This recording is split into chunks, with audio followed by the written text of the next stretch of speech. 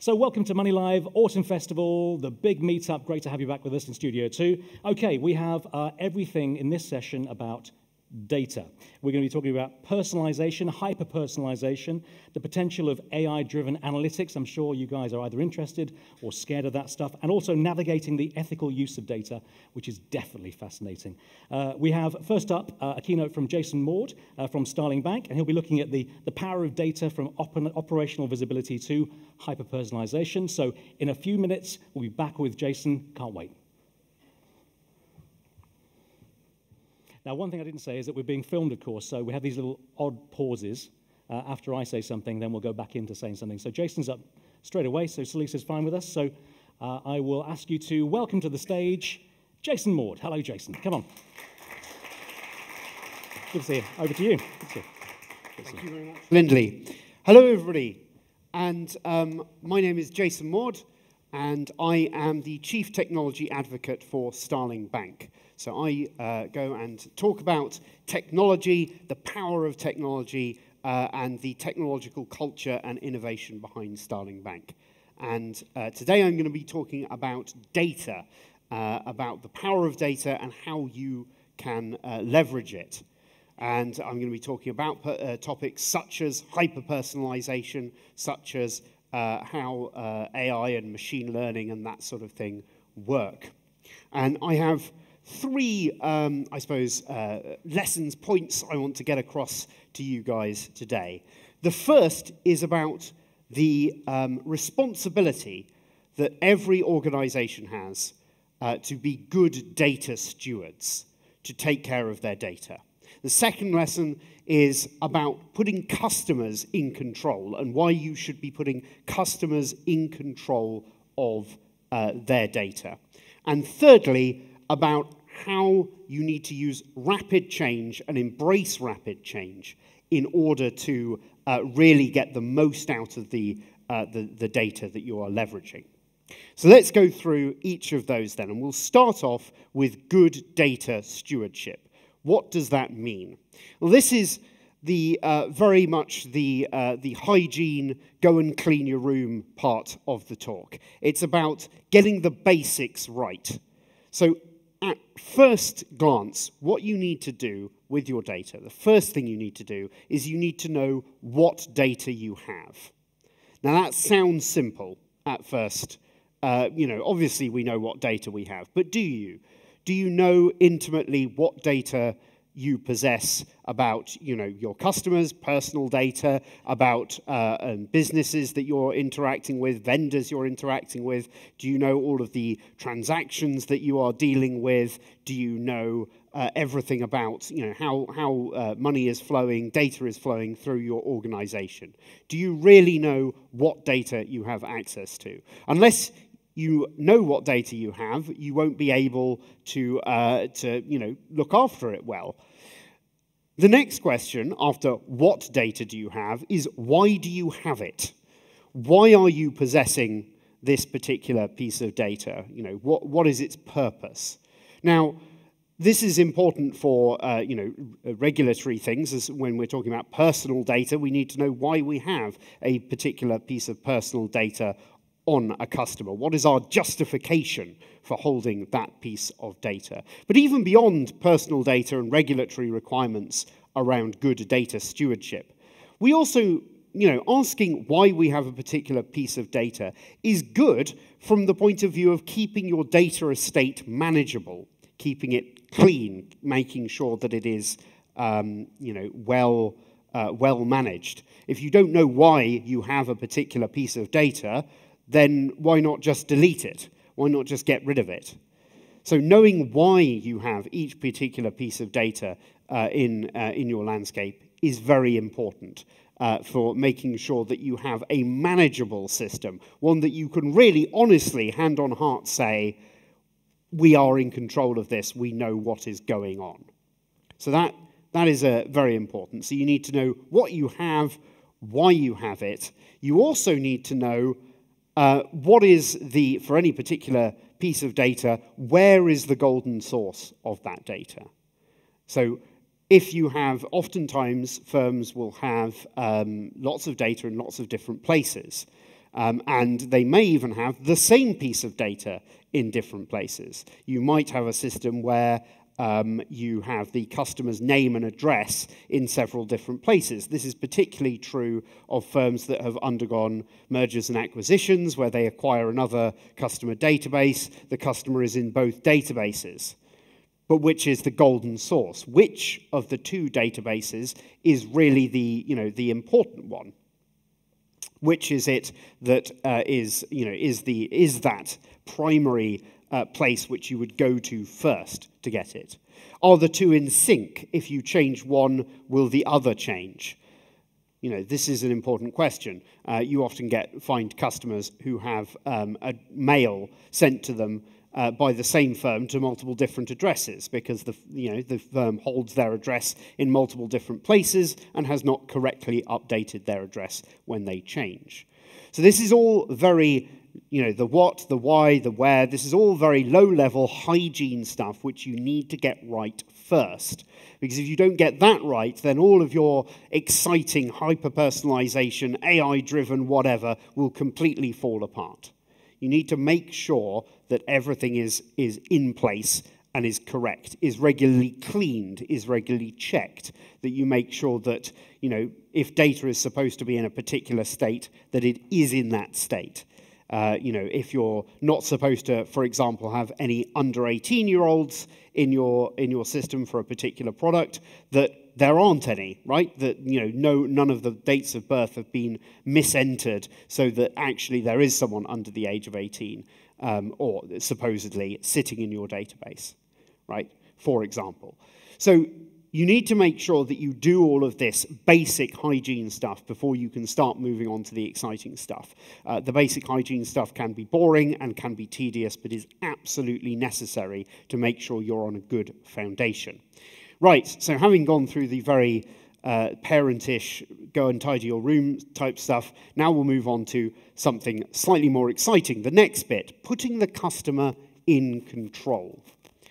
One of the key things that we have found at Starling Bank, key principles that we have practiced since the beginning, is making sure that we give customers access to the data, their data, what we see as their data. Many people think of data as the new oil.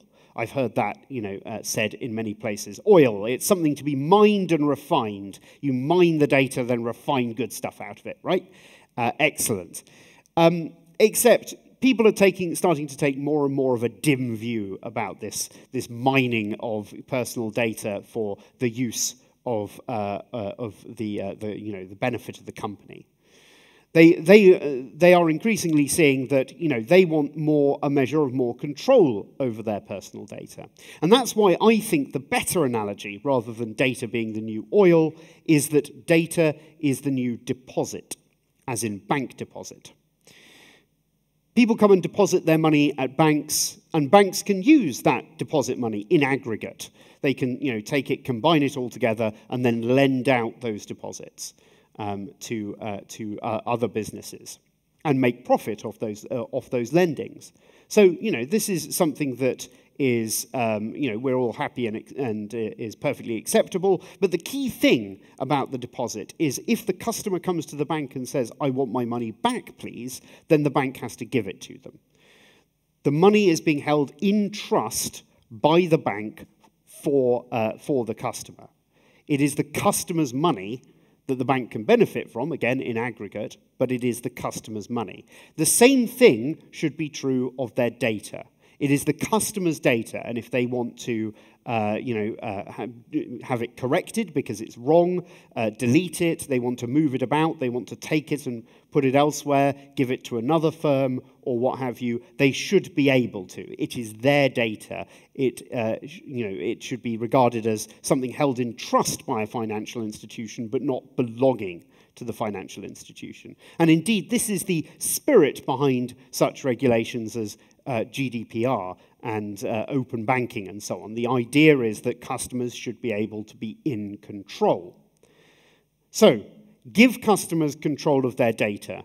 Don't just do the minimum. Don't just say, well, if they send us a request within 30 days, we'll be able to communicate to them a giant text file. No, actually design your system, your service, however you deliver it, to give customers easy access to data so that they can come in and they can see what's going on, so that they can sit down and see their data from a variety of different perspectives. Maybe an individual list of all of their transactions, maybe an aggregated view of what they have done over a longer time period. Depending on your particular business and what particular products and services you offer, this will be different for different groups. Now, this brings me on to the topic of hyper-personalisation. Oftentimes, I find that this is used in a very, a somewhat sinister, I would call it, way. The idea that the company will look into a customer's data and use that to really, understand the customer enough so that they can offer them products and services in advance of the customer, even knowing that they wanted them. As someone with an engineering background, I can tell you that that is a bit pie in the sky. We do not yet have the magic precognition machine which will be able to predict what a customer wants before the customer knows it. The best person to know what the customer wants is, as ever, the customer.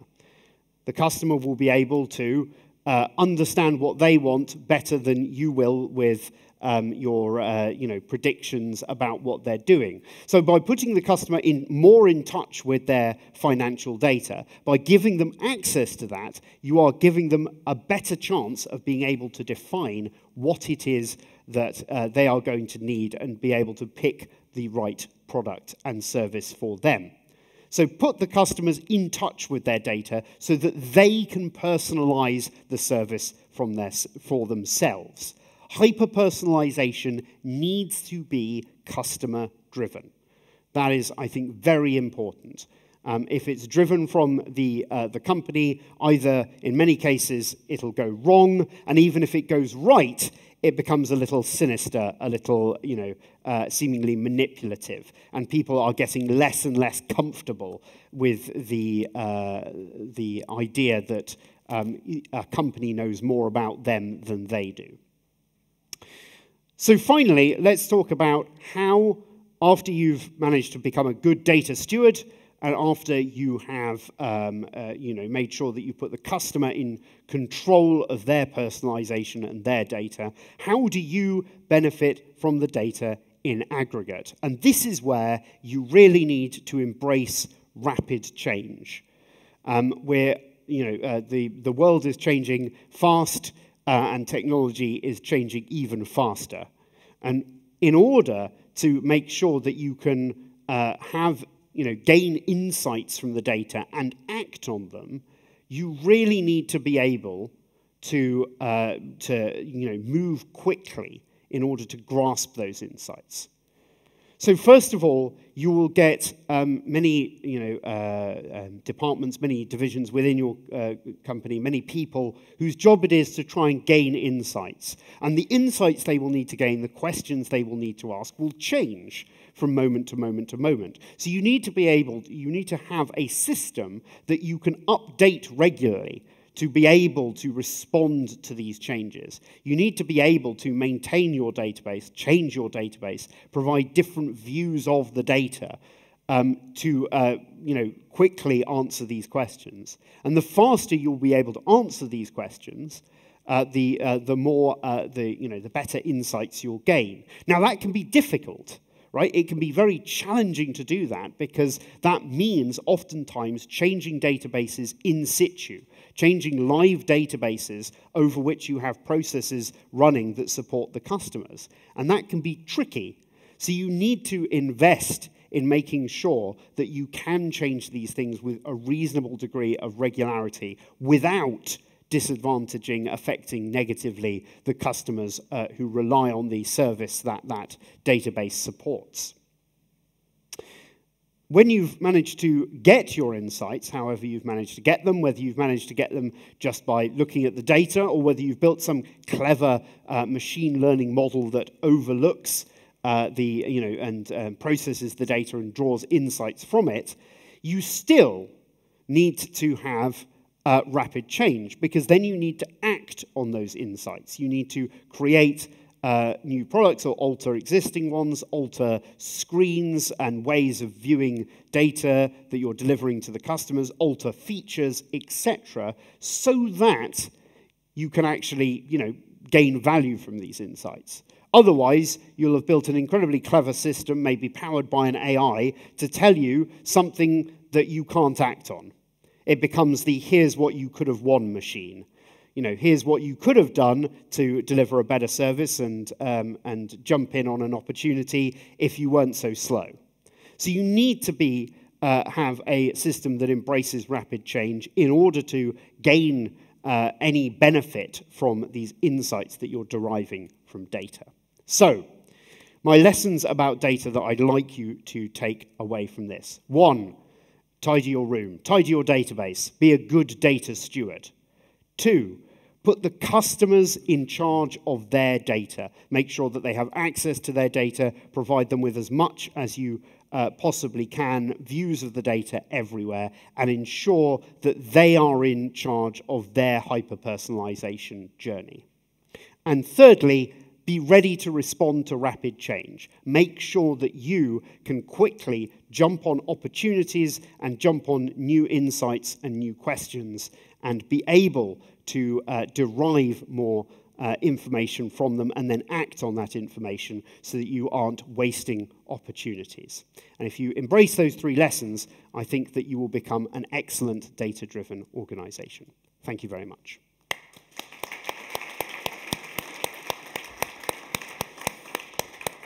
Jason, thank you very much indeed. As always, wonderful stuff and really instructive.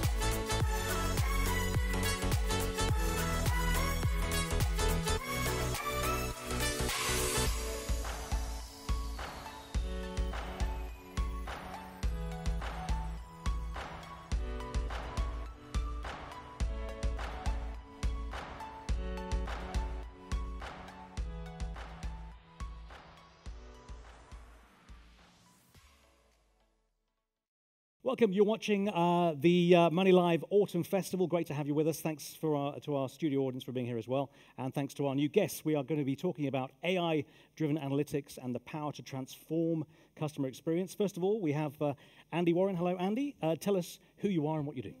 Hello, I'm Andy Warren. I work for Santander UK and I lead our customer journey design team. Brilliant. And Eduardo Crespo, please tell us who you are and what you do. Hello, everybody, and hello to everybody at home and both here. I am a Geo VP for Medallia. We are a SaaS software company that is dedicated to customer experience, and I oversee our EMEA business. Brilliant. Nice to meet you both. Great to have you with us today. Okay, so let's get started. I'll start with Andy, if you don't mind, with you. Customers want what we want, when we want it, great products with privacy and personalization right now. How are we doing at getting that to our customers?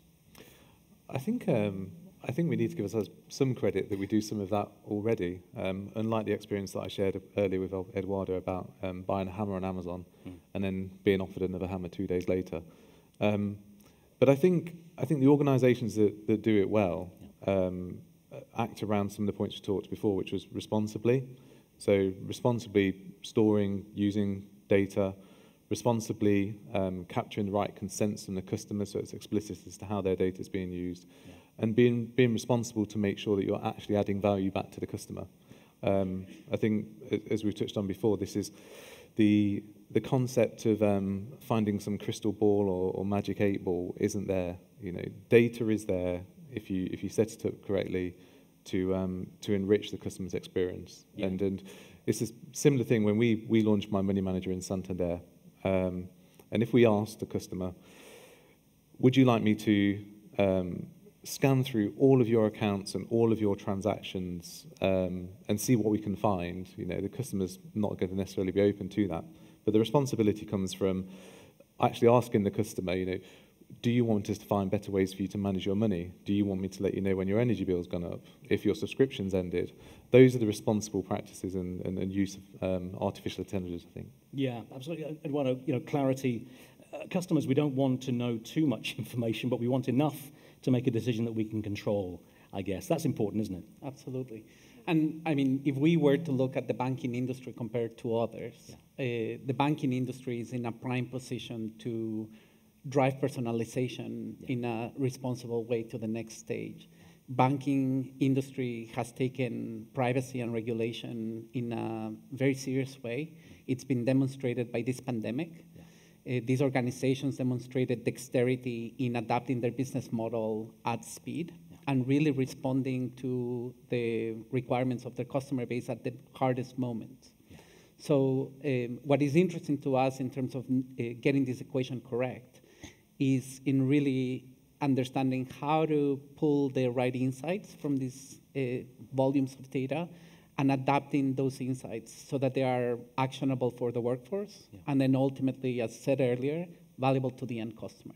Absolutely, that relevance is so important.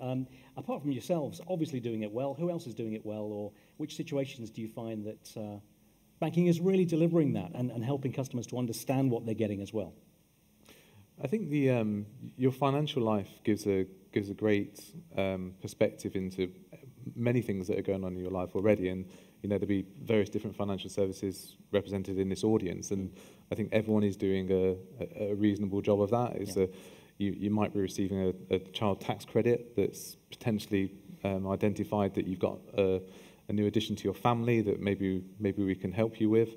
But I think financial services do it well. I think some of the other organisations that we might talk about, such as Google and Amazon, obviously they have vast amounts of data that appear to be used in some relevant use cases, not in others. But for me, it's really around identifying those cues, and the organisations that are getting it well are listening to their customers first. We've almost, and certainly from my perspective within Santander, it's about finding ways to enrich the customer's experience as opposed to finding ways to sell the next product. We've talked for a long time about, understanding the break points, the bifurcations where one customer goes this way and then one just falls off the line. And we've talked about that this morning as well in our session. That's very important. I mean, to understand the moments of distress or unhappiness, once you find those, you can build up from there, can't you? Absolutely. I mean, we subscribe to that belief that loyalty is driven from excelling in what we call the moments of truth. Yeah. And I think it goes to the root of the question of how do we evolve to the bank of the future, right? And we work in Medallia with hundreds of brands. And what is interesting is that you see companies that are the systemic banks, such as Santander, a massive footprint and a massive presence. You have niche organizations that are perhaps very specialized in specific asset classes, or you have players that are digitized. I think we extract lessons from the three, and going back to the point of who gets it right, to me are banks like Santander where, to Andy's remit, they are aligning their innovation around journeys. And what is really interesting about that approach is that you take a holistic view from the customer lens, from the moment that they are interacting with you for the first time to the end, and you're constantly assessing how those journeys are evolving. Yeah. The measurement of that, I think, ends up creating the moments of loyalty. Yeah. I still have my 123 account. Very happy with it. Everything's been going very well for the last few years. But Jason took us through the idea that, if you don't clean before you start doing cool stuff, you're not getting it right. So what are the key principles, the key steps, Andy, to get right to personalise well? I think, and I've been reading more about this, and it's a challenge for lots of organisations, but data literacy is incredibly important. Obviously, we touched on some basic housekeeping pieces. But is that among customers and or people within the organisation? I wonder. I think there's both. Yeah. So as a customer, sorry, we've got responsibility to let customers know how we're using their data and if they'd like us to use it in different ways, and not burying it within pages and pages of terms and conditions. It should be quite explicit. So it's something that you've actively decided that you want to receive as a feature or a service. But in particular, colleagues and organisations. Someone might create a new experience in a tangible environment or in a digital environment, and everyone wants to get that project live or that capability live, and then once it's live, someone says, "Oh, how's it doing?" Or "That would be great to use that here." Yeah. And then no one thought about how the data played that role in the first place. So I think data literacy across entire organisations is incredibly important, not just those that are responsible to looking after it day to day. And embedding that as part of our design assurance is going to be critical. I liked what Jason said about really cleansing, about how to if you're duplicating information, get rid of one. That's paraphrasing, but you get the idea. If you really need to be focused on what's working for you as an organisation and continuously doing that. And I wonder, Eduardo, in terms of, there are lots of hurdles in personalisation. There are lots of issues with it. We've talked about privacy. We talked about from the customer perspective. But what for you are the scary ones, the big hurdles? Yeah. As a technology company, banks and financial institutions come and knock on our door asking, how can we evolve? Yeah. And I would say that there's 3 buckets of hurdles that align to 3 Ps. Okay. Sorry to use this. We'll have 3 Ps, no problem. The first one would be people. It's really critical for banking organizations to onboard talent that welcome innovation and are at the C-suite level engaging with talent that want to drive a change agenda. We have found many customers that say our legacy book is fantastic, we have a #1 league position, and maybe that happened 10 years ago, and that space looks very different now. So believing and that you can sit on your laurels is no longer a strategy. Right. Change of culture. The second one would be process. We see organizations that sometimes rely on Excel or ingrown systems, and they don't scale. Yeah. We invested over $1 billion of capital into R&D to help organizations run customer experience at an enterprise grade. So banks can rely on that type of technology to improve. And the last thing comes down to the product. Yeah. We see so many digital ecosystems now, Uber offering credit cards, Amazon and other companies trying to enter the banking space. Banks have to do the same. Evolve their distribution and their digital ecosystem so that it really appeals to all ages and demographics. Yeah, and so price, product, and people. And people. Yeah, absolutely. Sorry, process, product, people. Product, and people. What about, there are lots of examples of AI being used well and how data is being used.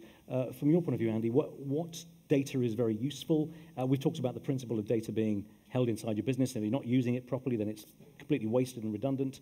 What sources of data do you think are very interesting at the moment, or can directly help to fuel AI, to start to help you to use the new tools when it is cleansed?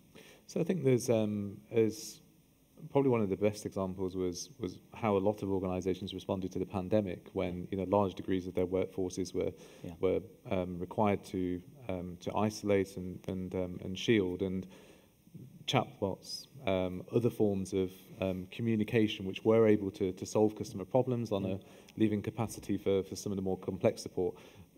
Utilising that, and when we're able to understand who the customer is, bringing that together so that we know actually what that last conversation was with the customer, even though it wasn't with a person. Those are going to be some of the interesting places for us to start using data. But I do still think that there's a piece to crack in some of the basic stuff. When we were looking at some early stages with our My Money Manager proposition, we found hundreds of thousands of customers each year that would see 25% increases in their energy bills and do nothing about it. So it's a difficult one to be the arbiter of that, really, to step in the middle of their relationship with somebody else and say, that's okay, I'm your bank. That's very difficult to do, though. But this is the point that comes into consent. So we took the decision that we actually wanted the customer to say this was a service that they wanted to receive, and that's got that relevance. And I think it comes back to the reference I made earlier on, which is if I ask you, are you happy for me to take your last 6 months bank statements and look through them? Yeah. You know, you're going to say no. But if I said, would you be happy for me to find ways for you to save money or spot things that you weren't going to be able to see, particularly if you think cash is being used less, more stuff is being done contactless. You need to be a data scientist to actually understand the bank statement nowadays because there's so many transactions on it. So if I found you that value, you're going to be far more susceptible to that. Yeah. What do you think, Eduardo? Absolutely. I mean, the other complementary point to that is we operate in a signals type of system at Medallia, and we want to create economic impact out of the signals that businesses are receiving from their customers or employees. To that end, I think we are seeing a lot of value for businesses like banks that add context. And this has to do with both video and voice technology that help the customer show the bank in an emotional or analytical way what they need the bank to be doing better for them. Yeah. The second piece is the employees of the bank are an incredible source of know-how. So tapping into contact center agent notes, employee programs where you collect the feedback from the employees arms the business with contextual, sometimes frontline, perfect understanding of what the issue is. And the last point would be looking ahead at other types of data. Social reviews, for instance, are providing this ability to get marketing leads and acquisition that all banks desperately need by providing understanding of how are you doing and how are you rated versus your other competitors. So it brings us on to emotional intelligence, and I wonder what you think the role of that is and how you can harness that in terms of the way you process your data or the way you inform your organization. How important is it, and how can you bring that into, how can you quantify that? Yeah, so if you were to look at, we have a text analytics solution that allows you to get sentiment analysis from what the individuals and the customers may be saying. But the other thing is that it allows you to quantify the pain. Yeah. And this is really interesting because not every dollar that a banking organization or an insurance company can invest will resolve the same amount of pain. So we invest a lot in giving the banking an understanding that goes beyond a beautiful word cloud into really understanding what drives the needle for either a churn or like moving to a competitor. Or to a wow moment that says, my God, this banking organization is a business partner in my life, When you have that wow moment, you can go through quite a lot with your bank in future, and you'll still stick with them. That's a very advantageous thing to do. I wonder, Andy, how you bring those together, EI, AI, many eyes. I wonder how you start to, really start to make that work for your bank. We we use Medallia at Santander, and there's a feature which is called Voices. So about 8 o'clock every day, I get a push notification which tells me there's some customer verbatim that's been given. Right. And the first thing is just you have to respect and value that a customer's taken time to share their experience with you. Yeah. I don't do it all of the time. I get survey fatigue. But when the customer decides to take that time to share something with you, you've got to be the advocate to do the right thing with it. So it's great to kind of celebrate that something you're responsible with or involved with is doing great. But the other important piece is to close the loop, and those opportunities where actually a customer wasn't happy with that experience, where they called us or something didn't work properly on the app. The actual ability to close that loop with the customer and says thank you for telling us that. And actually, this is what we're going to do with it, or this is what we can do differently. And that is essentially, it's not just about finding those opportunities to get amazing NPS. It's about digging deep into those opportunities to recognise that you got something wrong, and actually close that loop. That's about failure demand. We talked about that previously, and also, do you spend the next 2 hours of your day answering that one customer demand, or do you find that you will pass it through and practically, how do you use that data? Are you going to have your team discover what they felt and how that chimes in with other things that you've found in the day before? How do you start to bring that into something that can make sense for your business? So there's different degrees of how you're going to use that data. There's going to be far more kind of thematic and analytical voice, which is giving you a perspective over a longer period of time. But actually, when you build the right culture as to how information should be shared, and if there was a bad experience, it's about actually trying to help the customer. It's not about 2 hours finding out who's responsible for something. You know, it's actually, guys, we've got this. Yeah. Let's contact the customer, or actually, let's celebrate the colleague. And if it takes time to embed it culturally, but once you've, you know, once you advocate that for long enough, it doesn't need so much of your time because it's within everyone else's responsibility. Eduardo, you obviously agree with that. Absolutely. And the interesting thing here is we keep talking about the role that augmented data can have, but it's very clear that human beings still play a critical role in really driving that interaction with the customer. So we study a lot what the Santander team are doing, for instance, and to rescue things that I think are really fantastic is, for instance, when an interaction becomes incredibly technical and requires education, a human being has to step into the workflow. When a problem root cause relates to multiple areas, we need to alert all the silos so they talk the same version of the truth. Yeah. And I think to your point about do we spend the entire day or do we solve it, the interesting thing is that all this data is being aggregated in real time, and you keep a heat map of how pain may be moving through your system. That in an aggregate, at the end of the month, at the year, or the quarter, you can really say, here's the right channel, here's the right product for this customer segment. And you can match those to macro factors, also micro factors that might be happening within the business. What about personalization and engagement and so on in real time? How do you speed up the process? Is that instant? We're not spending 2 hours. Right. So how do you start to bring that in to that next interaction as it happens? Yeah, so we have to equip the employees with the right toolkit to be able to perform a real-time job. So you will equip them with systems such as ours that allows them to have suggested actions and dashboards that are made for their role and that are available in their mobile and desktop in real time. That's essential. The second part comes around designing the right type of workflow and governance. So how do you bring the customer voice into the business in your weekly huddles and allow conversation to happen? The last thing that I see the best do is that they bring the IT and CTO organization into the business, and they are having a conversation at the middle manager level so that the middle managers are allowed to have some room of flexibility to actually meet their challenges, if you will, at a local level. I'll get a left-hand, right-hand poll. I've been doing this all morning. It's not very sensible, but let's give it a go. Left hand, if you feel that your speed of reaction to customer complaints is fast enough. Right hand, if you think you could do with quite a lot more time to deal with each customer complaint. So right hand, lots more time. Any left hands? Anyone doing it really well? Yes, Jason, I know you'd put your hand up. Great. So, of course, that's not scientific, but what it shows, as always, is that, yes, of course, there's work to be done. That's not helpful to anybody here today or anybody watching us. But in terms of, again, the real-time factor, or the speed factor, how can you speed up the way you're lacing that feedback into what you do right now or right next?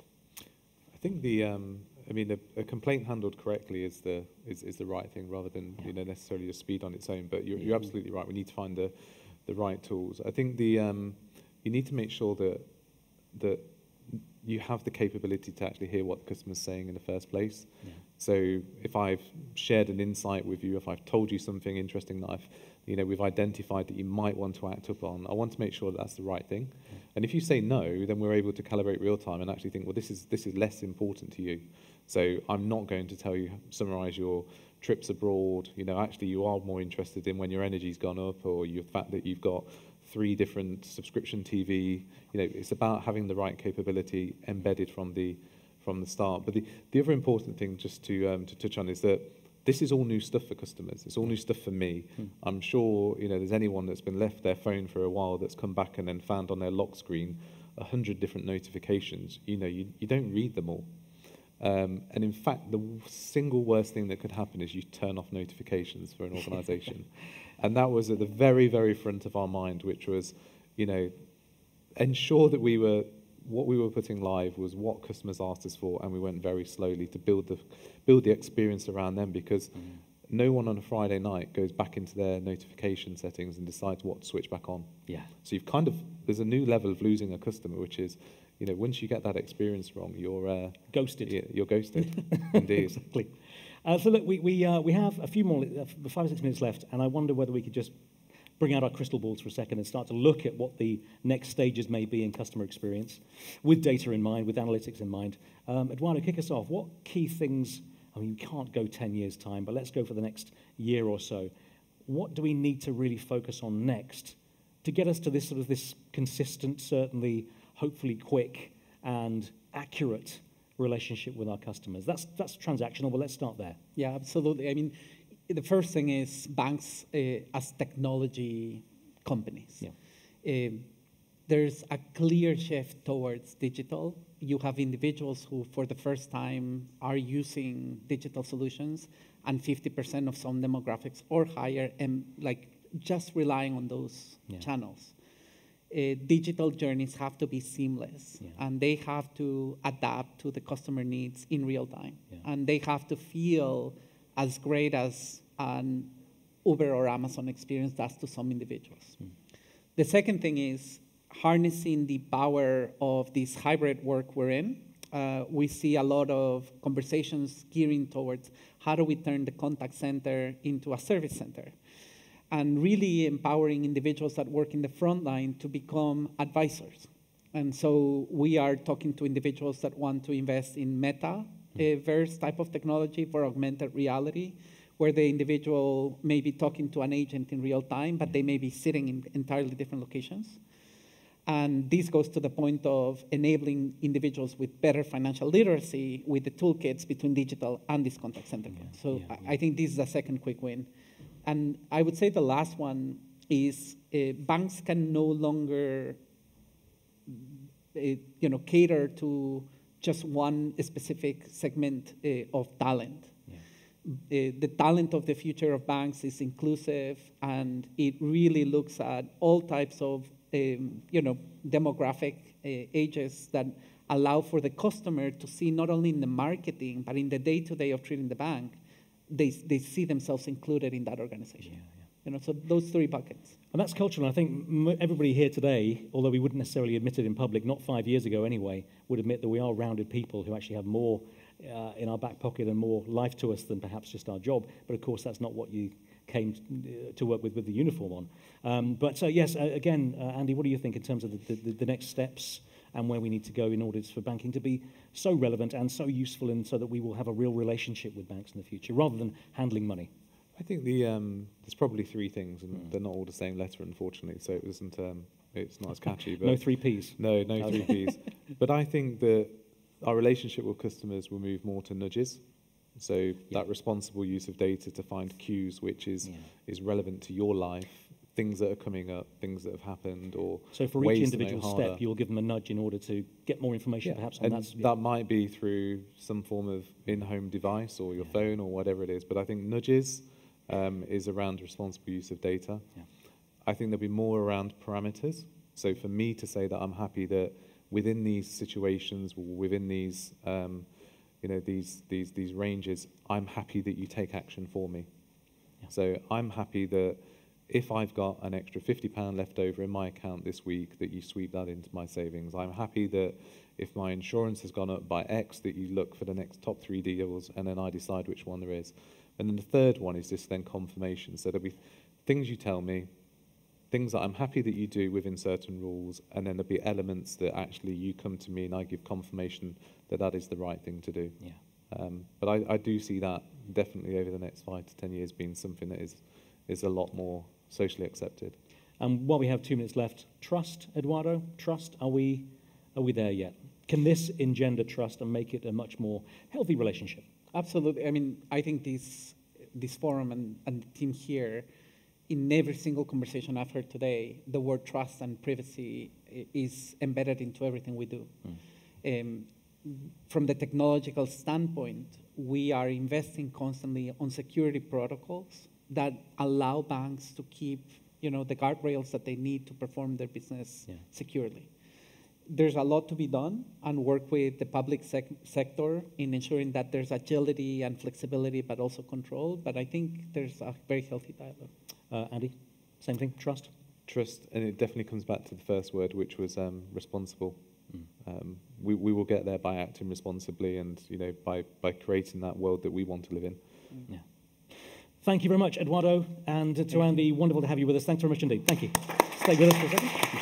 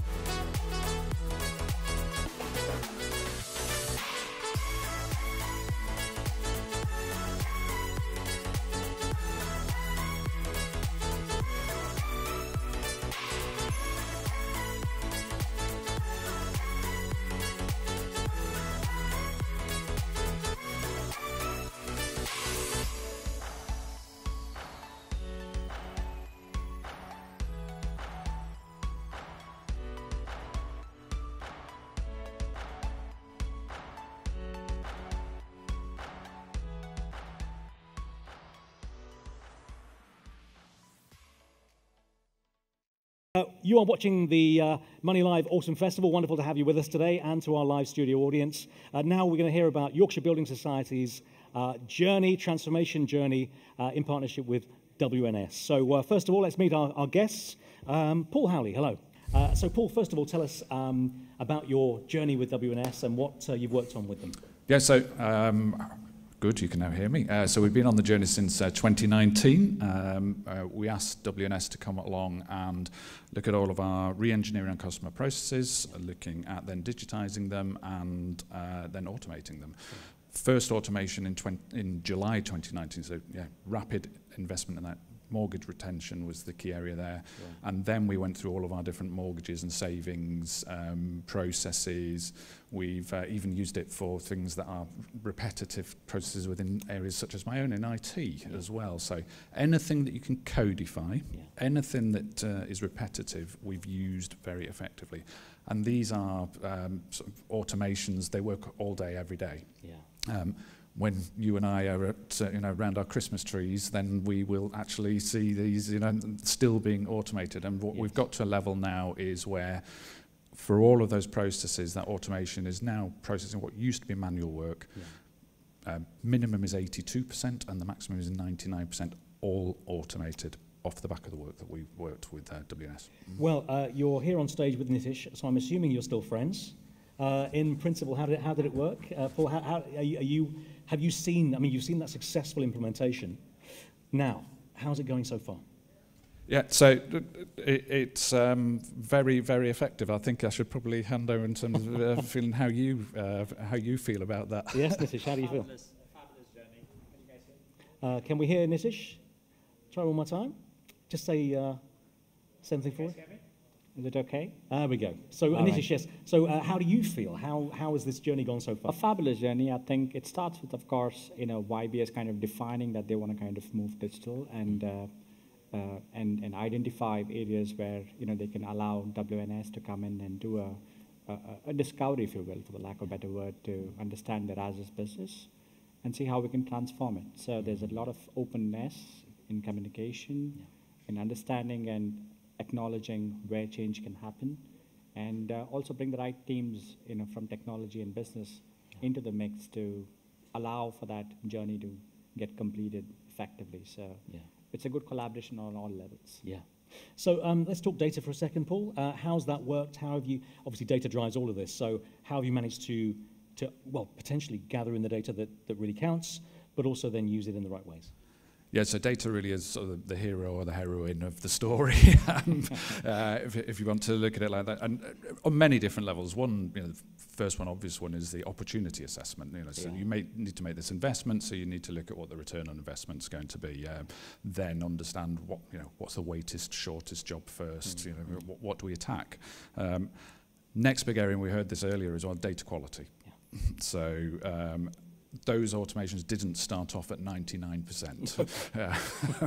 It's been a continuous improvement journey of data quality, and then going up the process to digitize all of that so that we can actually then make sure that quality coming in is much more improved, and therefore the automation increases significantly. Through that, we've also had byproducts like taking out tons of paper as well. So. Looked at that, automating controls. We heard about data governance earlier as well. So, absolutely key. Automation can automate that. It doesn't make any errors. Yeah. Looking at that, and that's all within the context of an overall vision that we've called purposeful analytics. And purposeful because we're a mutual, we're a building society, and so we are here to look at two things, really. One is financial resilience, and the other is to help people to have a place to call home. And so analytics is the underpinning element of all of that purpose. Every one of those things on the list can be a challenge, and was a challenge, I'm sure. If you could focus on, I'd love to ask you the toughest challenges you faced. Perhaps that's a bit indelicate, but what were the ones that you remember clearly? Yeah, well, the actual toughest challenges are not technical. Okay. So the toughest challenges here are engaging our colleagues and our people in wanting to look at a data-driven automation. Yeah. We all hear the scare stories in the press. The automation is going to take everybody's jobs away, et cetera, and therefore we talked and engaged with all of those colleagues. They co-created it with us. They built it with us. Automation, they've got automated colleagues who they have named. So each of these automations has a name. And the team, therefore, now feel, because they created that with them, it's not scary. They have embraced that, and they then view them as part of their team. They've taken the repetitive work away so that they can now have the empathetic conversations that we heard in the Monzo discussion earlier in the morning as well. Yeah. Nitish, for you, I'm going to ask you the same question. What were the challenges, and in which ways did you help the Yorkshire Building Society? I think the biggest challenge was to kind of get data out of 8 or 10 disparate systems, right? So were you almost creating the flow of data from scratch? I mean, from paperwork essentially. Yeah, I think half of it is you have the data, but getting the data out of the 8 or 10 different systems and kind of defining what the right data is, the golden source of data, is one big challenge. Yeah. And that's probably where we spend 40 to 50% of the time at the start of the journey. Yeah. I think we are obviously much away from that, right? So at this point in time, I think idea is to basically deploy the right AI robotic solutions to orchestrate with the different disparate systems they have to kind of limit the time frames that we've got to basically get into each of those areas and kind of get the data out. So I think orchestration of the data into a single platform and running the AI ML algorithms on top of that is a critical one here. So we've done multiple projects with YBS, and majority of these projects have sat within the customer services area,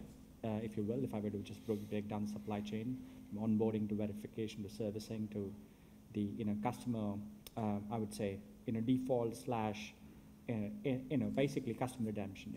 I think the majority of the projects sit in the servicing space. Yeah. Paul, I'm sure that you had to really think about the purpose of every one of those bits and how you were bringing it together. But I guess when you're working together, collaborating together, Nitish, you'll have a lot of questions for YBS, and you'll have a lot of questions for WNS. And between you, you'll work out a way forward for yourselves. First of all, how much was it in terms of working out, for the first time in some ways, what your customers really want digitally? Need to remember to use the microphone. That's true. I mean, it's... So we did that by observing. So we were able to look at these processes, and we actually, talked about co-created. So it was not done by external people or project people coming in. It was actually done by the people who manage the process, the frontline colleagues who are there. Specialist resource that came in, sat side by side with all of that, looked at all of that, looked at what we could codify, what could we automate, what could we then take forward in terms of digitizing, as we talked about before, how do we increase the data quality, all of those kind of areas. So it was done by our colleagues who know the customers. It wasn't done in a darkened room by technical specialists like myself. What did you learn? What were the big learnings for you? I think I would say that don't just try and make the process quicker. Aha. So it's the old analogy of just making the horse run faster is not relevant. You can do that, and you can actually use these tools, but this is the opportunity to reimagine what those processes will be and think very differently about how those processes will operate. And as I said, we took away all of that from our frontline colleagues, and they are now having those conversations that they value as well as what the customer values. So do it differently, use it as the opportunity to do it differently. Great, and that fits in with what Andy was telling us earlier on, in terms of the nature of what decisions you're making. Nitish, we will have to go to the tech for a second. Which bits were automated first? Which ones were best suited to automation, first of all? I'm guessing dealing with the wealth of data? Yeah, as I said, so servicing is one of the key areas. About 90-95% of the opportunities in a bank, financial institution lie in the servicing space. The onboarding customer journey is a relatively much more easier one if you have the right data. Yeah. Verification, when I say verification, it's a mix of the customer profile, the financial profile, and the background check information availability, and then validating that, which used to once take about 12-15 minutes per customer, would probably take about 60 to 70 seconds per customer at this point in time. Right. Once you've done that, right, there are several aspects of the customer journey itself, which is what do you do, how do you intersect in the first 6 months of the customer journey? When do you sell, what product do you sell in the 13th month, what product do you sell in the 21st month? Yeah. At what point in time do you insert a campaign to make sure that the customer doesn't churn out in the 36th month, or whatever that time frame might be. You're deciding those timescales with YBS, right? In a way, yes. So I think it's kind of identifying the customer journey, but making it more relevant. You've got tons and tons of data, which is source of funds to transaction monitoring to all those kind of data. You need to make sense out of that, and I think analytics is, of course, one of the ways of going there, but it is much more. If you can automate that with a machine learning algorithm, which understands these journey patterns and tell you what point in time, what campaign do you need to run for what activity, right? That's really kind of managing the life cycle of the customer very, very effectively. So if you've got, say, 1 million customers in a bank or a fintech or whatever that might be, you cannot have the same campaign run for all the 1 million people, depending upon. You need to understand what their journeys are, what their demographic profiles are, financial profiles are, and insert the right product at the right point in time to ensure that they stick on. Yeah. And number 2, the ROI is maximized, right? So, when can you cut out the human? When do you go from automation to hyper-automation, where really now hopefully the information and the insights you're getting out of it are useful for humans, but not until that point? Where do you go there? So the hyper-automation as a concept is a far more complex one. It probably did not exist 5 or 7 years back, at least the way I understood it. I think the concept of hyper-automation is basically automation plus in a way, right? So if a bank... Do you lock that mainframe away? Nobody has the keys. It still stays. Yeah. So if a bank or financial institution were to have X number of legacy systems, which potentially at some point they would sunset, with the hyper-automation, and therefore a lot of the automation/AI initiatives would get postponed because they had to wait to sunset some of these and onboard a new legacy system, and then think of what they're going to do 3 years down the line after they've deployed the new system. The hyper-automation basically takes away this pain, right? It kind of allows yourselves to orchestrate with your existing legacy systems. Of course, it takes time. It doesn't happen on day one. It takes 8 weeks, maybe 6 months, depending upon the complexity of the legacy systems that you've got in place. But it does orchestrate at some point, and the efficacy of that starts maybe at 55-60% at start and goes to 99%. As and how it gathers more data about your legacy systems. I think that's the future in a way, right? It allows you to kind of think of what next beyond analytics, AI, ML, and how all of this comes together to hyper-automate. It sounds quite self-sustaining in some ways. That sounds like the old vision of AI to me in some ways. Would you at YBS, would you be looking to implement hyper-automation? Are you already on the plan? So yes is the very short answer to that. I mean, we've been around for over 150 years. Our legacy estate is not quite that old, but as in many organisations, we've got a very complex legacy heritage systems, and we've used the current automation really to make those big improvements to the customer journey whilst we're doing some of the hard yards around the legacy implementation. So it's great runs on the board, quick and really beneficial for customers. But if we can then move to hyper-automation, which actually sort of delinks some of that from the legacy systems, then that is something we're really keen to look at. And that's why we continue working with these guys too, because we don't have that specialism. We need to bring that specialism to bear. Finally, I'm sure everybody here and watching us at home are on some kind of transformation journey, digital transformation journey, but I wonder in a few minutes what advice you would give, Nitish, to anybody here who is continuing to work on that. I think fundamentally a bank or financial institution look at, on one side, the ROI or the cost to income ratios. On the other side, they look at the NPS scores, the net promoter scores of the customer. One is outward looking, one is inward looking, right? I think both need to kind of go hand in hand. I think, and they're both linked in a way, right? So I think if financial institutions have not started very closely monitoring NPS scores, because that ultimately results in your profitability and your net interest margins, etc. That the journey to that is via the hyper-automation model at some point, right? But they need to kind of start taking the small steps to get there. At some fintechs are doing it. We know they're doing it quite effectively, and some of the business models for fintechs or insurtechs for that matter revolve around these philosophies. There are good examples, whether it's wealth management or insurance or banking, where these models kind of come together to allow the customer to take the benefits of the terms of contract, right? It could be a lower interest rate, but yet better profitability and things like that. That's one side of the journey. The other side of the journey is to make sure that your balance sheet is strengthened, and I think one way of getting there is to focus on the cost-to-income ratios. I'm sure all the banks are doing it one way or the other.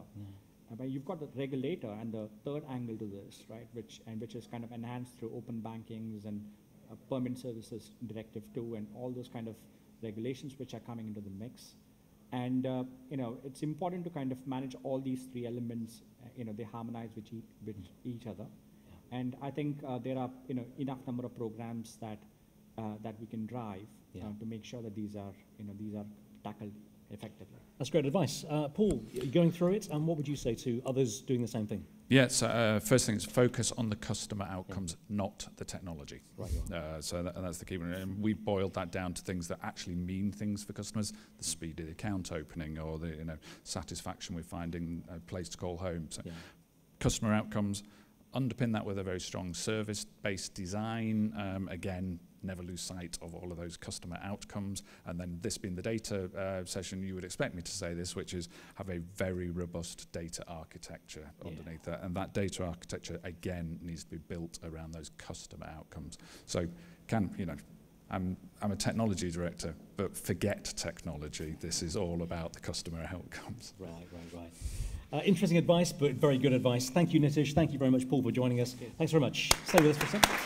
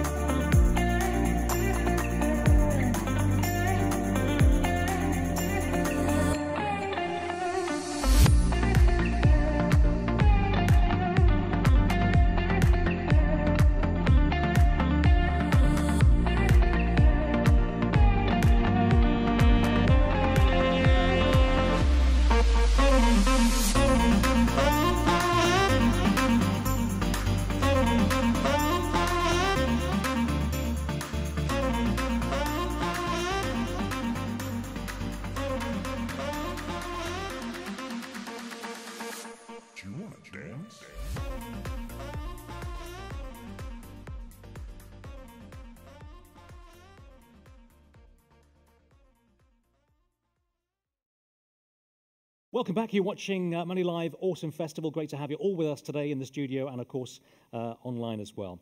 Okay, now we're talking about one of my favourite issues around data, which is the ethics of it and how we use data and how we do it in the right way. So let's meet our guests. First of all, we have Jason Maude back with us. Jason, hello. Hi. Good to see you again. Just Yes, tell us who you you too, are, what you do. Jason Maude, I am the Chief Technology Advocate at Starling Bank. That is correct. Great to see you again. Next up, we have Vilmos Lorincz. Hello. Vilmos, great to see you. Tell us what you do and who you are. Hello, good afternoon, everyone, both here in the room and in front of the screens. So my name is Vilmos Lorincz, and I work for Lloyds Banking Group, and my job is, in a sense, to figure out how we use the different data assets we have across the group to create value for our commercial clients. It's a fascinating one, but it comes with great responsibilities.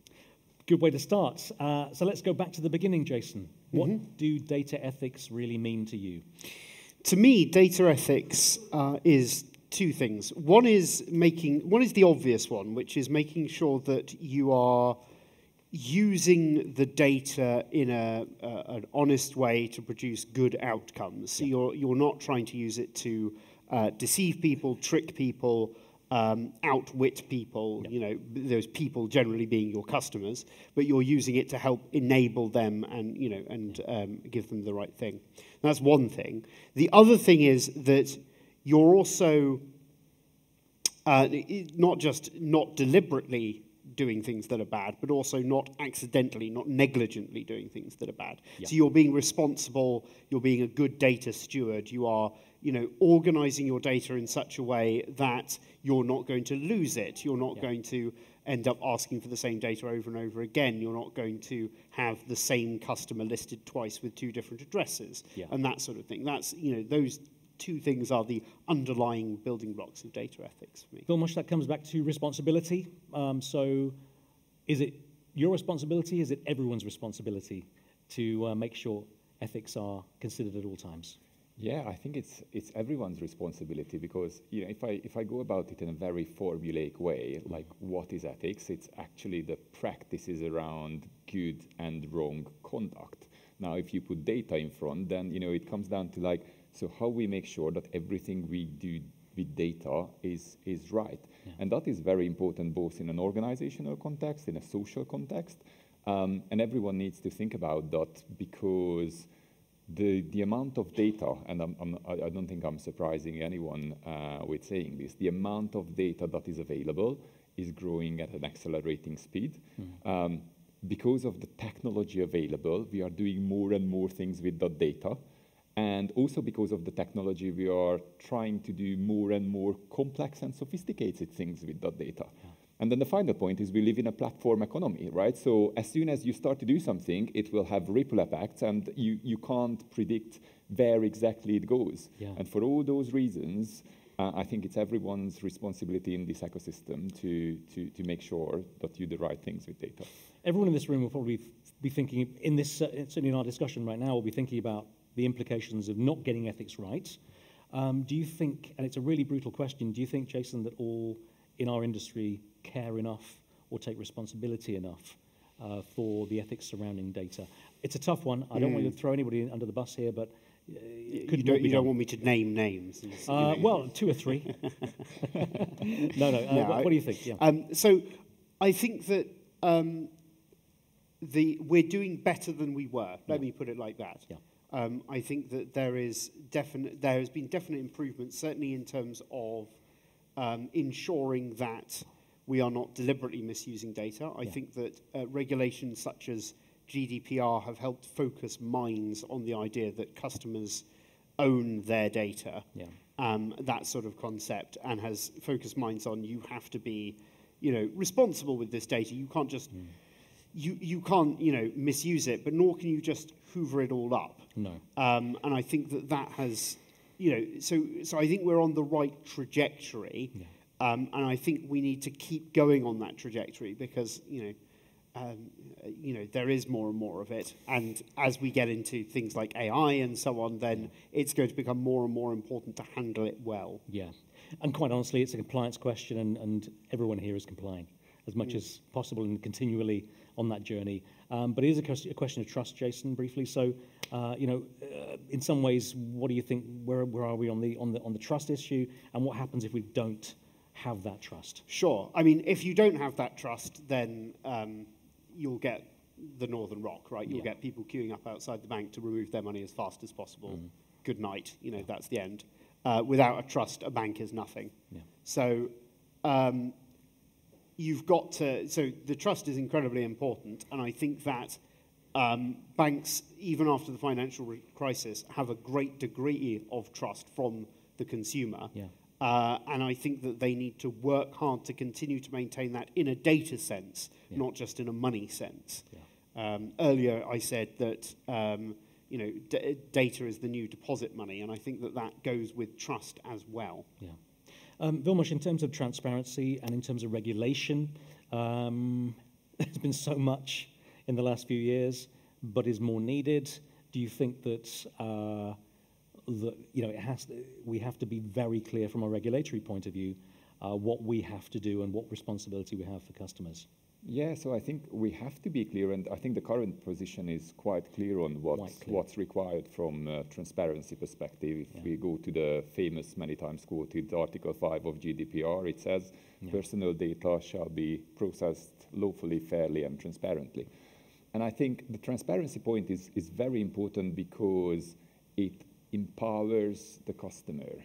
And maybe we will come on to that later, but I'm not quite sure to what extent the customer is aware of that empowerment at the moment. Because, the idea of transparency is around, tell me what you're going to do with my data, and then I, as a customer, can check whether or not what you are telling me is consistent with my experiences. And based on that, I have a choice. In some ways, it was the vocal minority, wasn't it, who would go out and get their information back early on, and that may still be the case. But I wonder, actually, I'll do a left-hand, right-hand poll, as I have done all the way through today. Left hand, you think that regulation is pretty much fit for purpose, and we are where we are, and that's okay? Left hand for that. Or immediately, I'm going to go extreme, immediately we want more regulation to clarify exactly what we have to do. I think I know the answer, but left hand for we're good, right hand for we're not. What do you think? Right hand or we're not? I'm seeing a we're not. Or we're saying, now, keep your hands up. Okay, slightly, yes, okay. So slightly right hand, we're not. So slightly left hand in the minority in that one. What do you think about that? Clearly regulation will continue to roll on and there'll be more to come, but sure, there's a desire for it. Yes, there's a desire for clarification. Yeah. So I think the problem with clarification is that what we all want to know is that we're not going to get punished by the regulator for doing something wrong, right? That's what you want, is the regulator to come along and say, if you do these exact things in this exact order, you will not be punished for doing things wrong. The problem with that is the regulator doesn't know, right? The regulator can't anticipate all the things that they need to specify to stop things going wrong.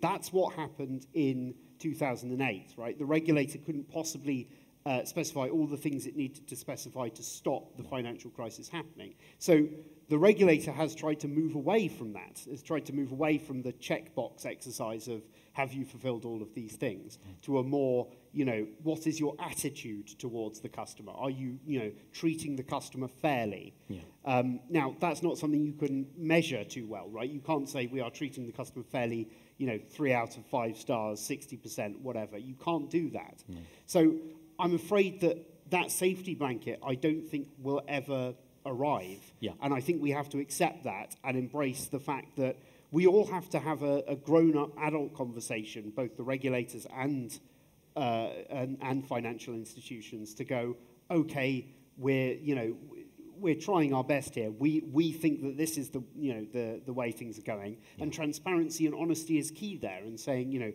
this is how we're interpreting it, and for the regulator to come back and say, well, that's not quite right. You should do this, rather than for them to come back and say, £10 million fine, slap.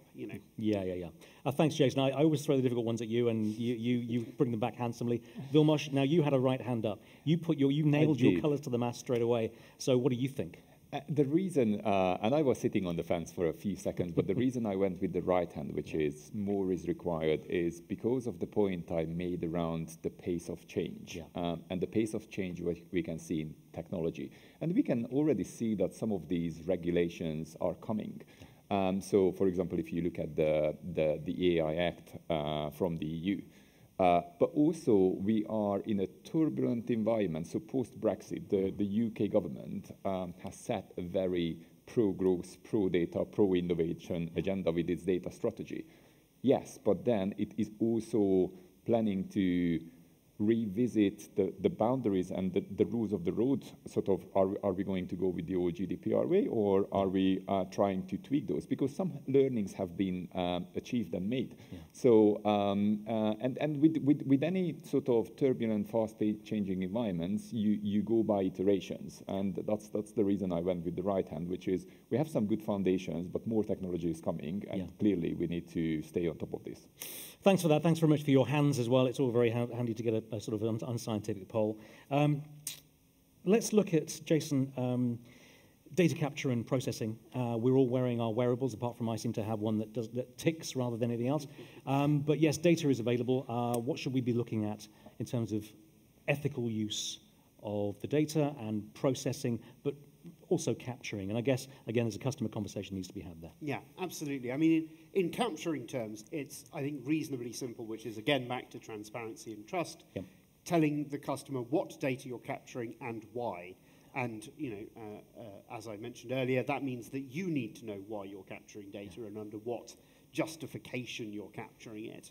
You know, there was the problem that happened when GDPR came in of everyone sending around emails going, can you please give us permission to capture all your data, because, you know, we can't be bothered actually doing the exercise of working out what we're capturing. That was wrong. You know, I think we need to have a justification for why do we need this? Is it actually part of the service we're providing? It actually, in some ways, revealed the lack of relationship. I remember speaking to some marketing colleagues of mine, and they said, well, where were you before now? Why are you suddenly getting in touch when you need me? Where were you? It's, you know, it broke it down. Yeah, absolutely. And I think that's a big problem. Processing-wise, you need to know who you're handing the data off to and why. Again, if you're handing the data to a third-party supplier, why are you handing the data to that third-party supplier? What do they have to do with your particular, you know, data set? Are they processing it in the right way? Are they going to handle the customer's data in the right way? Because if you are collecting data from a customer and then handing it off to a third-party supplier, you are still responsible, right? You can't, you know, pass the buck on and go, oh, well, you know, they messed it up, but that's their problem. You know, no, it's your problem. You have to be able to be responsible with it. What about data bias? You know, for instance, if we're using, there could be speech-based bias. We could, you know, could have a certain demographic using your services. How do you start to avoid that and therefore almost avoid prejudice? It's again, you're seeing that Jason is getting all the tough ones. I don't think this one is any easier. It is a big one. It is a big one. But look, I mean, some would argue that you just get you need a fuller, wider data set. You need to have a complete view, but that's very difficult to work with. So bias is inevitably, while you're working things out, part of that picture. You need to protect against that. Yeah, look, and you know, anyone who has ever worked with data knows that there are going to be all sort of unknown biases in the data, and hence, I think to make sure that you minimize the possibility of ending up with biases, you need to look at the problem through different lenses. And one of that is around risk and potential customer detriment. And that's where, if you look at the draft regulation on AI from the EU, it clearly approaches it from a risk perspective, and it describes what are the unacceptable risks and what are high risks. And if you work backward from that, that will allow you to think about risk in advance and what might be the implications. And Jason, when he spoke earlier, mentioned the importance of getting the hygiene factors and getting controls over your data estate right. And the other lens that I would highlight when it comes to the fight against avoiding bias is around data quality. Being really aware what are the characteristics of the data set and what type of data you are using to train certain algorithms. And we have seen bad examples in this case as well, whether that's the racist chatbot that was trained on the wrong data a good few years ago, or whether it's the algorithm that identifies people of color as primates. So there are learnings already visible. Yeah, absolutely, and it feeds itself. Of course, that's what the whole thing's about, really, in some ways. And if you feed it if it feeds itself the wrong material, of course, the insights will be wrong and so on. But I wonder whether, Jason, there's a link between what we're giving as consumers as well. Could we offer, if you can get that relationship right and you can start to ask the questions that we want to answer with our bank, then perhaps you will get a fuller view of your customers. And so education, relationship, all comes back into this. Yeah, absolutely.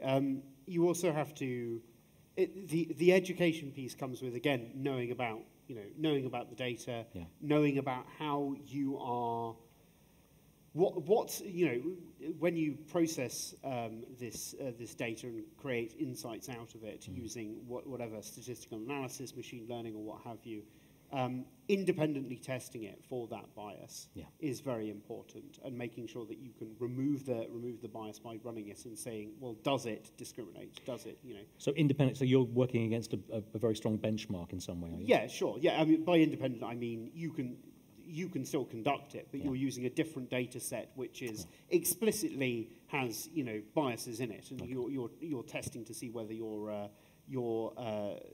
model will avoid those biases or not. Yeah. But there's also an element to which being responsive to your customer, your customer needs and your customer wants can introduce bias if the customers themselves are biased.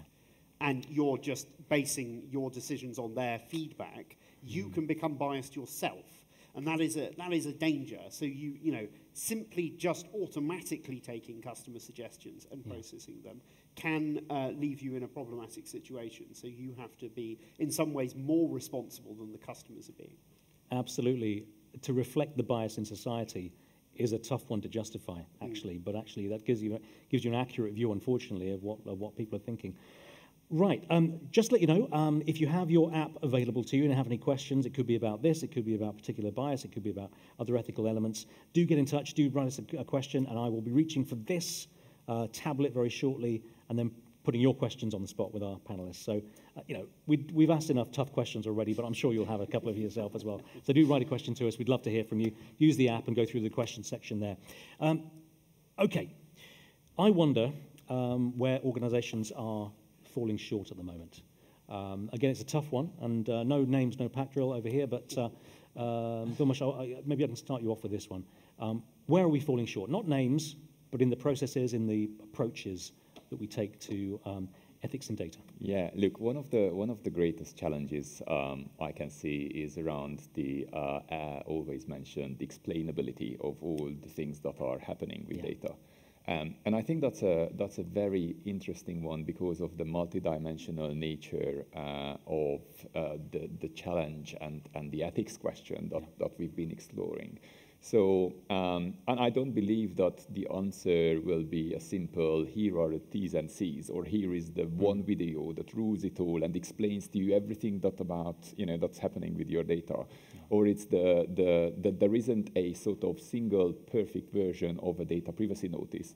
But I think, when you want to achieve that great level of explainability, you need to work on your organization's data culture, and then you need to embed that data-first mindset into all your processes, not just on the control side, but on the design side as well, whether it's your process design or change process design or product process design. And then you can make sure that everything that you do has transparency as a sort of transparency first, privacy first, explainability first. And if you create your things in that mindset, then you will do the best possible that you can. Whatever biases are there in society will be reflected within your organization. But explainability is in some ways the ability to lift the lid and see what's going on and correct it in some way. That's a broad principle. Is it helpful for your organization to also apply their ethical standards onto the data and onto what you're doing, do you think? So, because most of it's locked away and automated, so it's a bit, this is a difficult one. Like the explainability will, explainability models are getting better and better. And if you look at, if you run statistical analysis over data sets and so on, you can get out a pretty good explainability model which says, here's how much in this particular case factor X contributed to the decision factor Y, factor Z, and so on and so on. So if you've got biases in your system, if you've allowed things like sex, gender, race, and so on as factors into your system, then your AI will come back and happily tell you, like the proverbial 2-year-old pointing at the man in the street and saying, "Mummy, mummy, why is that man so fat?" The AI will come back to you and say, "Yes, you are. 15% of this decision was based on the customer's race. You're happy with that, right? It has no filter, it has no conception of this. So you have to filter for it. You have to say, right, this is incorrect, and teach it like a child. Teach it a balance of how the world is and how you want the world to be. And it's a difficult balance to strike. If you only teach it how the world is, then you'll end up just replicating the errors and biases that we currently have. If you only teach it how you want the world to be, then you will end up with a fairly naive algorithm which is too trusting or too suspicious. But you have to strike a balance between the two, and that is hard. What are the hardest things to get right, Vilmos? Are there recurrent themes in terms of realigning the insights that your data is giving you? Are there common things that come up that, because it's a judgment call. I think we know what's right and wrong, but it's a judgment call. And ultimately, you're trying to make this work for the business. Yeah, and look, ultimately, explainability from a business perspective inside the business is, it's hard, but potentially more easily achievable. The interesting part is then when you start to translate explainability into understandability, because you can have all your processes in house, and then you can have a Gini score, and you can have all sort of scores depending on which line of defense asks the question, or whether it's the product team, and you can justify all that, and you can have lengthy conversations. And this is the point I was trying to land previously. But all that's fine. That makes sure that you have a clear conscience, that you work diligently. But then how you design everything around sort of user experience or touch points with the customer, where that thing that you are trying to do and it's informed by data is understandable, because ultimately that understanding is required, because ultimately you are driving decisions, right? And that needs to be to a great extent understandable to the customer. If your decisions are wrong, then it won't result in good business.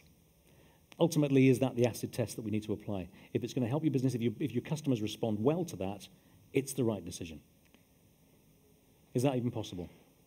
I think it should be. So the sort of we spoke about trust before, and in my head there is sort of a very simple sort of reasoning, right? So if we live in an ever more data, ever more complex decision environment where the customer is empowered and can vote with their feet, then you could apply logic where you go, okay, no trust, then no data, because you will be voted out one way or out. So no data, then there is no data, then there is no business in a connected data economy. I feel as though we've turned into philosophers rather than technicians, but that's the way it works. Before we finish today, let's look at deep AI for a second, Jason. When things get very deep and rules may not be very explainable, you're going deep. So what do you think the role of deep AI is? Is there a concern for banks in terms of explainability, or actually, as Vilmos said, understandability?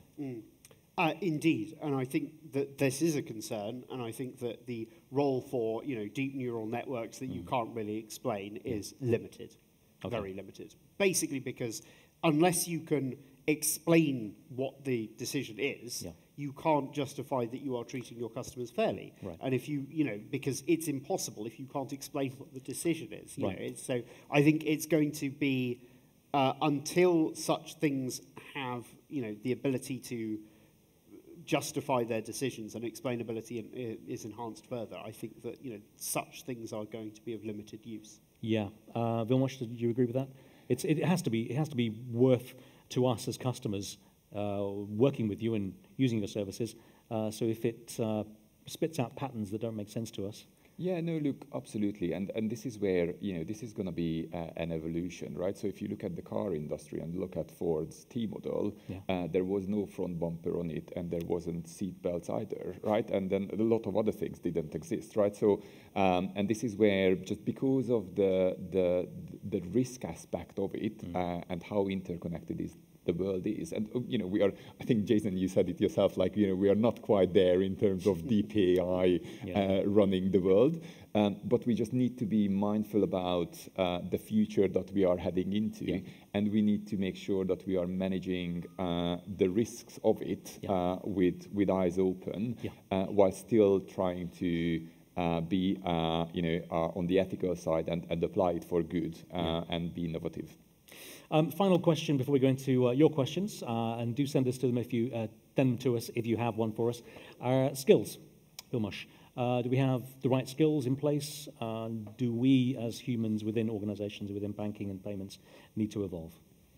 So I think it will be multidimensional again from a skill set perspective. You need all sort of disciplines working together, whether that's the product teams, whether that's the data science teams, whether that is the user experience and user research guys, whether that's sort of either an open-minded or very pragmatic legal team, whether that's sort of a pro-innovation but balanced privacy team. So to get this all together, and this is what sort of I see a lot in my job as well, like how you work with all these different skill sets that you ultimately create value. Yeah, and what the emphasis is within your bank. What do you think? Do we need a whole team of new philosophers within our business? I agree with the general point. I think that on a specific point, the thing that we really need and are really missing is data engineers. Okay. Data scientists you can get. Data engineers are almost impossible to find.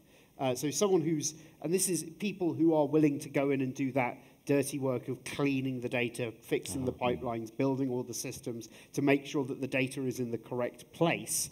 If anybody is looking for a career change and wants to know about somewhere where you'll be guaranteed to land a job, data engineer is definitely somewhere to go. That is, I think, a job with a future. I have the cards printed out. Thank you very much for the job offer. Thanks very much. Thanks for your questions, obviously, as well. Thanks to the guys. Listen, we're going to answer a few of your questions now. Plenty through. Let's give this a go. We can't promise to answer every single one of them, but we'll give it a go. Okay. This is quite specific to Apple, but let's give this a go. What role should or will platforms, for example, Apple, play in terms of enforcing data ethics? Have recent iOS changes set a precedent? So when the big players say, this is what we believe in, then others follow. What do you, Jason, I'll throw it to you first of all, if you don't mind. What do you think? It's a difficult one. I think that they will play a reasonable degree, but it will still be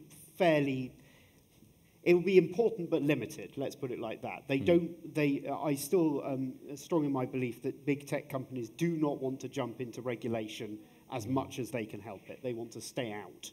So enforcing regulation en masse, I don't think is something that they want to get involved in. Yeah, enforcing was in inverted commas, so whoever wrote that to us, thanks for that. And it's true, guidance is one thing. What do you think when a big player says, this is what we believe in, do you think that others will follow? I think it definitely has an impact, and it has an ecosystem impact as well, because the big player can, talking about things is one thing, right? But then, how you are enforcing, how you are walking the walk. Yeah. I may well be wearing a suit full of Apple devices currently. It may well be happening. So yes, it does inform us. Another question here. What role should or will platforms, sorry, that's the same question. If customers' ability to directly monetize their data is a question of when rather than if, should banks, sorry, there's a break in this question, should banks their relative strength in trust to steal a march on the advertisers? Now, let's try and, I'm not quite sure how that works, we'll try and decipher that slightly. We want to monetize our data.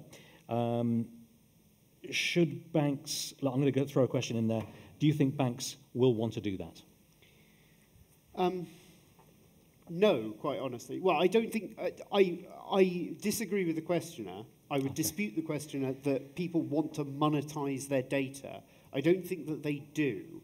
I think that what has happened is that Facebook and Twitter have found a way to, et al., have found a way to monetize your data, and now people are saying, well, we should claim that back. But does everyone actually want to?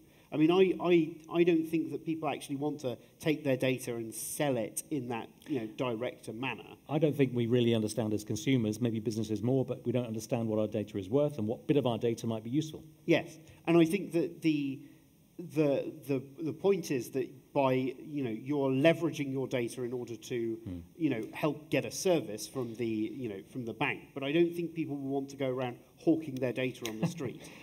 But thanks for the question. It's very good. Thank you very much for that question. Okay, transparency and privacy first approach. How much work needs to be done? What is a good starting point? So transparency and privacy first. Vilmos, what do you think? Well, so it's a matter of decision, right? So I believe that we at Lloyds Banking Group are working from that position, which is we try to be as transparent as we can. And for example, when it came to the implementation of GDPR, there were a number of workarounds, but we said no, absolutely, we're not going to send anyone marketing messages unless there is a very clear lineage for when they give us the consent to allow us to do that, etc., etc. So I think it's how much needs to be done. It's a very individual answer to the specific organization where you work. Yeah, absolutely, and it's part of that consumer trust thing. It's part of that relationship. Digital first, customer first. There are a lot of firsts needed, so it's a difficult one to evaluate. Okay, right. What will happen? We've kind of answered this already. Let's give it a quick one. What will happen if bias isn't properly factored in? What could go wrong? And this is the most important thing. Worst cases, please. Any thoughts? My favourite worst case is the big tech company that automated its recruitment pipeline, or tried to, using a machine learning model, fed it a load of CVs and said, what is the biggest determinant factor? And it came back and said, oh, male. Male is the biggest determinant factor. So they said, no. We'll cut out gender, and now we'll feed them back in. What is the biggest determinant factor? And it said, hobbies including baseball, American football, basketball, and other male-dominated sports. I'm getting a clear vision of who was applying for that job. Yeah. So that's the worst case scenario, and that's what can happen. The worst case with bias is that the AI will tell you exactly how biased you are. The worst case scenario is looking in the mirror and going, I really haven't cleaned up this data correctly, have I? Yeah. We have to finish in a second, but one final question. What is currently driving the data ethics conversation right now? Is it customers, regulators, etc.? Well, who is driving that conversation apart from us in this room at the moment? I think for us, it's the bank, because you asked me about privacy first, ethics first. We have just launched a data product. And then, to be able to get to that position, I had to explain to everyone, why do I think that it's an ethical thing to do with the data, how it creates no harm, how some other stakeholders are better off, how is no one else is worse off and going through that, right? So for us, it's ourselves. Yeah, Jason, same. Yes, I think it's everyone, really. I think that the main thing that's driving it, unfortunately, at the moment is scandals. It's things going wrong and then people responding to that. But hopefully those scandals will, push us to prevent such problems in the future. Yeah. Well, thank you very much for watching us. Thanks for being here. Thanks for watching us. Wonderful to see you again, Jason and Vilmos, for the first time. Great to have you with us. Thanks very much indeed. Thank you.